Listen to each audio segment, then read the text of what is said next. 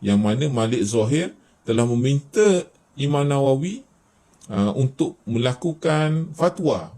Siapa yang keluar fatwa berlawanan dengan kehendak raja akan dibunuh. Bukan kaleng-kaleng lah. Harta yang kamu ada tu kena korbankan dulu. Ya.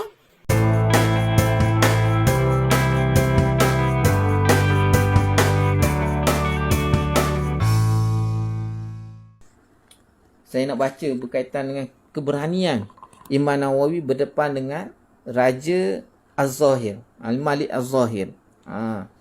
Kisah ni pernah hangat juga di Malaysia dulu ketika orang bahas berkaitan dengan GST. GST ni ambil harta rakyat untuk kita kumpulkan satu tabung dan buat untuk manfaat suatu untuk negara lah. Untuk negara kita katakan. Begitulah GST. Kalau ikut sifir je, dia ambil, dikenakan cukai pada rakyat, kemudian kumpul pada satu tabung, kemudian tabung tu kita gunakan, kembalikan kepada rakyat.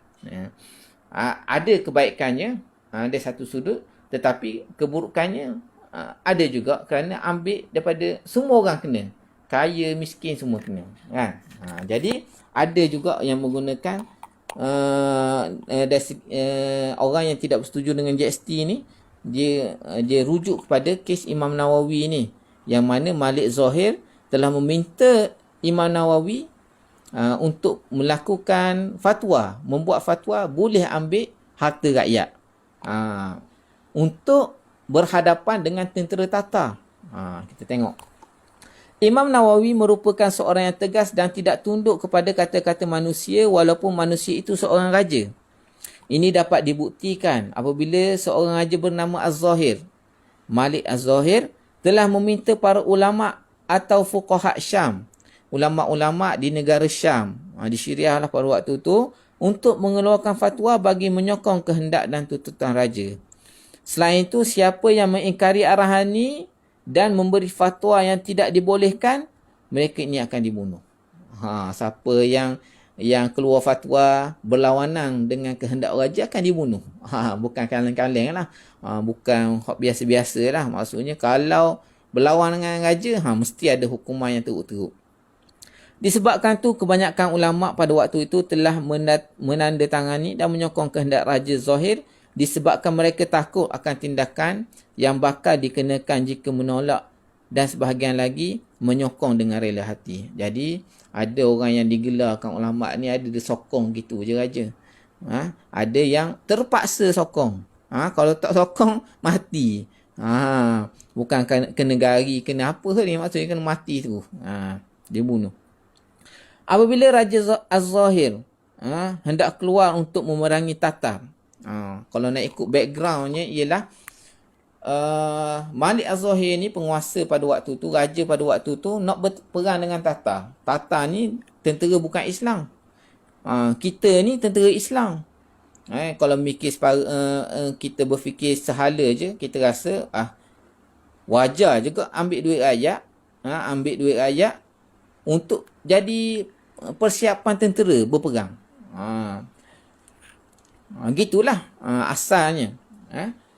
Maka raja meminta para ulama untuk mengeluarkan fatwa bahawa dibolehkan mengambil harta atau wang rakyat bagi tujuan memerangi musuh.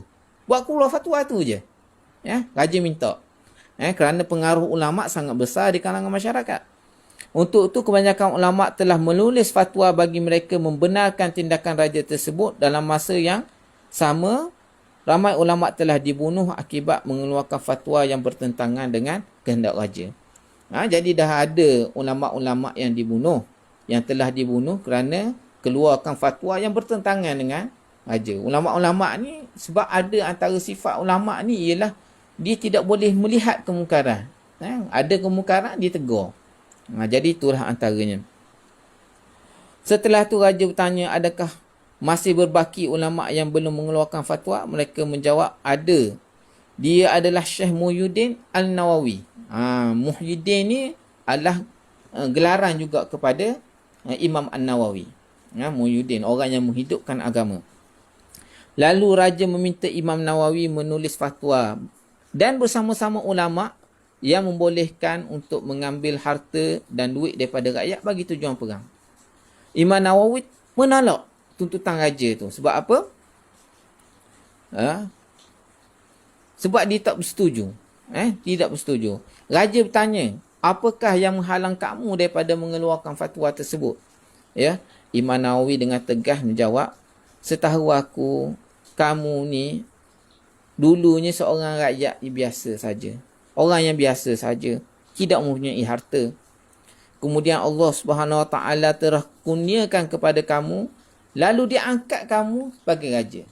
Imam Nawawi ingatkan, dulu kamu ni orang biasa saja. Sekarang ni baru jadi raja. Aku mendengar engkau memiliki 1000 hamba lelaki yang setiap mereka memiliki tali pinggang daripada emas. Bayanglah. Ada 1000 orang, raja ni kaya tak kaya. Raja ada 1000 orang hamba lelaki. Hamba lelaki pakai tali pinggang emas.